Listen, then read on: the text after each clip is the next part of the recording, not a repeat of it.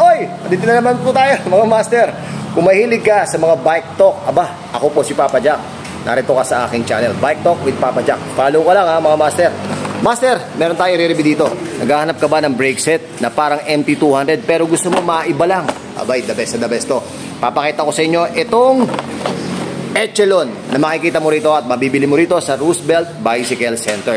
Ipapakita ko sa inyo yung kabuuan ng Echelon nito at sasabihin sa inyo kung magkano. Let's go. Bago tayo magtapos, syempre, shoutout muna kay Peter Quezon. Master, sayang, di tayo nagpang-abot dito. Bibigyan pa man din kita sa malupitan natin sticker. Di ba, next time? Eto na nga yung sinasabi ko sa inyong Echelon, mga master. Etong Echelon, kita nyo, napakalaki. At aluminum to, tama ba ako? Aluminum to, mga master. Maglalagay ka lang ng rubber dito, the best na to. At hindi na siya kakalawangin pa. Double pistons, ibig sabihin yan, mga master. Mas malakas ang kapit, mas matindi ang braking system niya.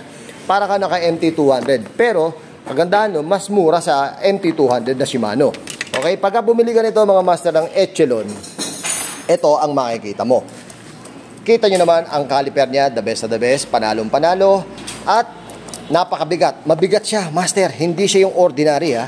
Hindi siya yung ordinary makikita mo na magaang. Kasi mga ampawan naman ng aluminum niya. Ito, the best, kasi mabigat. At the same time, glossy.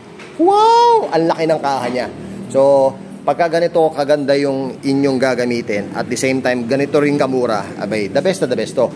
Pag binuksan nyo yung loob nito, may kasama siyang rotor. Okay? Tapos, may mga bolts na siyang kasama. Okay? Magkano to, mga master? For only 1,650 Echelon. Makikita nyo lang yan dito sa Roosevelt Bicycle Center. Ngayon, kung gusto nyo mga ganito mga usapin, mga master, follow ka lang for more videos. Ciao!